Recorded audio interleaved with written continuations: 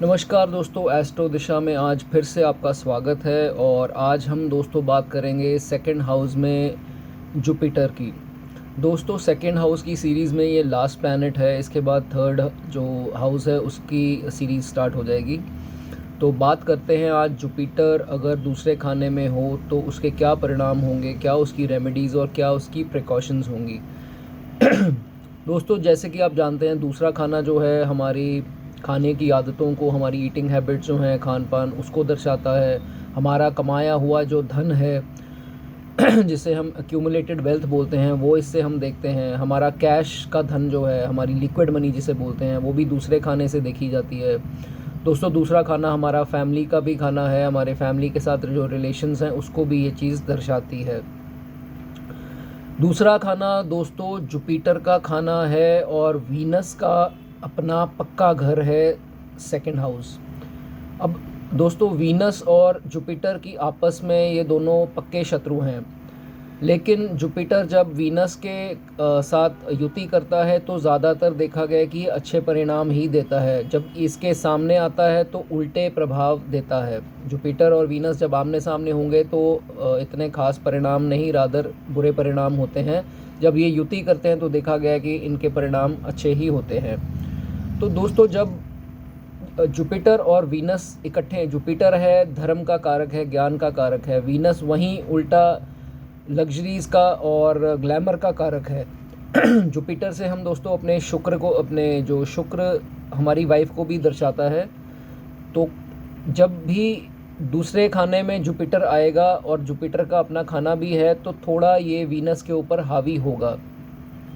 और दोस्तों जातक के ऊपर दोनों प्लैनेट के कैसे प्रभाव होंगे, वो दोनों मिक्स होकर इनके आउटकम बाहर आएंगे।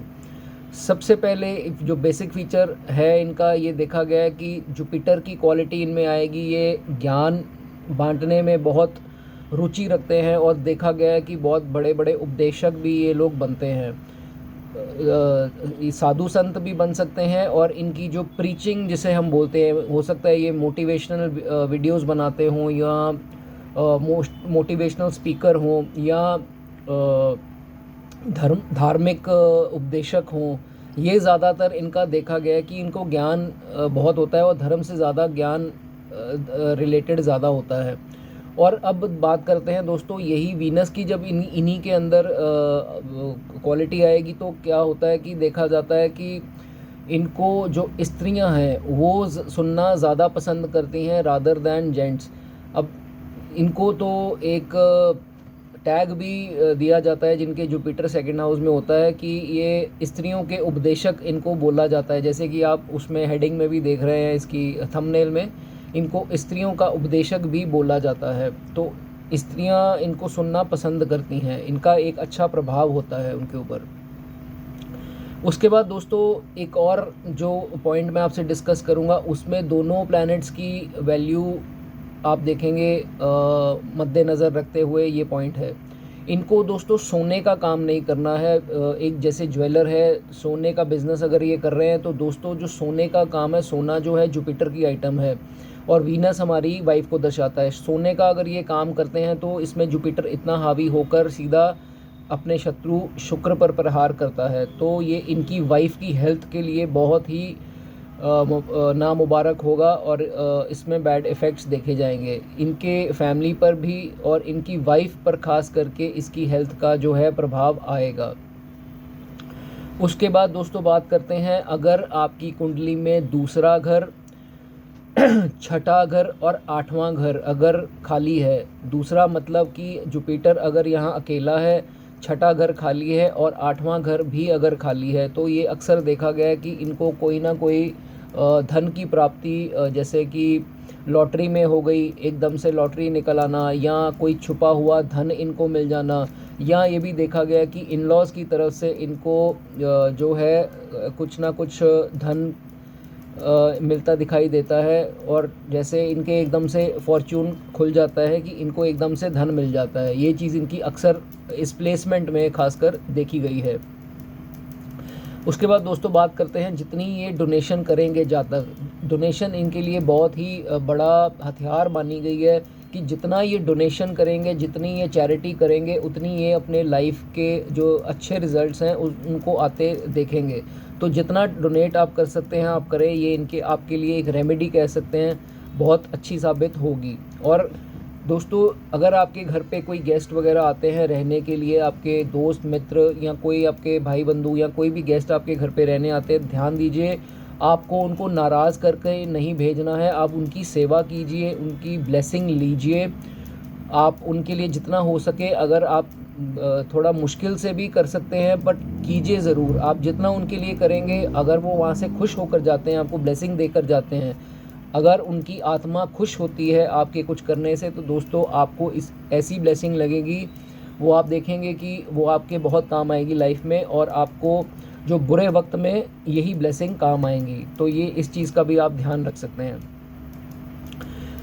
दोस्तों, अपना राहु जो है हमारा, वो हमारे इन लॉज़ को दर्शाता है। तो आपको अपने इन लॉज़ के साथ, दूसरे घर के सामने 8वां घर है, वो हमारे इन लॉज़ को दर्शाता है। तो आपको इन लॉज़ के साथ किसी प्रकार का मतभेद नहीं रखना है, कोई बदतमीज़ी नहीं करनी है, उनकी रिस्पेक्ट करें, उनके साथ अच्छे आप रिलेशन बना के रखें। अगर आप उनके साथ अच्छे रिलेशन नहीं बना के रखते हैं तो दोस्तों आपका चार्ट में राहु ख़राब होगा। राहु जहाँ पे भी विराजमान होगा आपके चार्ट में, वो वहीं पे बुरा असर देना स्टार्ट हो जाएगा, उस घर की मंदे हालात देना स्टार्ट कर देगा। तो ये चीज़ का भी आपको दोस्तों ध्यान रखना है।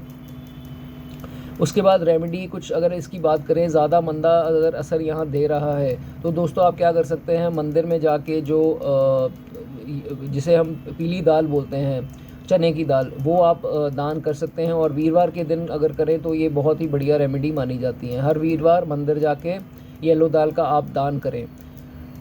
इसमें एक दोस्तों कंडीशन है कि अगर 8वें घर में आपके बुध है, 8वें घर में अगर जुपिटर का दुश्मन है, जैसे कि बुध, शुक्र, राहु और शनि, ये चारों इसके कट्टर दुश्मन माने जाते हैं। बुध, शुक्र मैंने आपको बताया अगर सामने घर में होगा तो ये अच्छे रिजल्ट नहीं देगा जुपिटर के।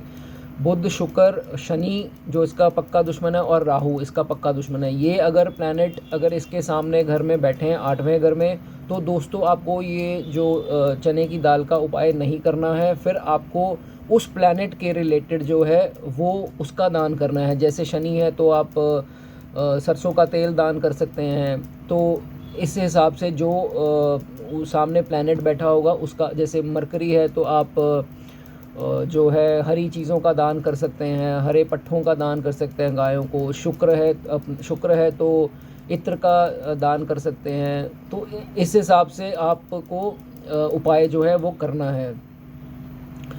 उसके बाद दोस्तों आप केसर का तिलक लगा सकते हैं, वो आपको यहाँ पर अच्छी रेमेडी होगी। केसर का तिलक आप फोरहेड पे लगा सकते हैं, नाभि पे लगा सकते हैं, कानों पे भी लगा सकते हैं। तो केसर का तिलक अच्छा इसमें माना जाएगा उपाय।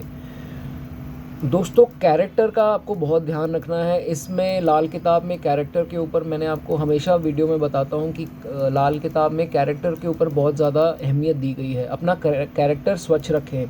अगर आप अपना कैरेक्टर दोस्तों यहाँ ख़राब करते हैं, सबसे पहले आप अपना जुपिटर ख़राब करेंगे, उसके बाद आप अपना शुक्र भी ख़राब कर लेंगे। शुक्र ख़राब, जुपिटर ख़राब, आदि आपकी जो लाइफ की चीज़ें हैं वो ख़राब हो जाएंगी। आपका जो है बड़े बुज़ुर्गों से भी जो वसीयत जो है मिलने के योग इसमें अगर बनते होंगे तो वो भी आपको नहीं मिलेंगे। जुपिटर ख़राब होगा, बड़े बुज़ुर्गों से आपकी कोई ना कोई टेंशन कुछ ना कुछ चलती दिखाई देगी। शुक्र ख़राब होगा, आपकी वाइफ के साथ डोमेस्टिक रिलेशन ख़राब होंगे, आपकी वाइफ की हेल्थ ख़राब होगी, तो आपकी लग्जरीज़ ख़राब होंगी, आपके रिजक में भी फ़र्क पड़ेगा। तो कैरेक्टर आप अपना स्वच्छ रखें। मांस मदिरा का जितना प्रयोग हो सके वो कम करें। अदरवाइज़ यहाँ जुपिटर जो है आपको अच्छे फल नहीं देगा। आपको दोस्तों ध्यान रखना है, आप मंदिर जितना जाएंगे आप जुपिटर को शुक्र के ऊपर हावी रखेंगे। हावी रखने का मतलब ये है कि जुपिटर के पूर्ण जो आपको यहाँ पर प्लेसमेंट के शुभ चीज़ें हैं वो इससे आपको मिलेंगी अगर आप जितना धर्म में डोनेट करेंगे, जितना आप मंदिर जाएंगे। तो इस चीज़ का दोस्तों आपको ख़ास ध्यान रखना है।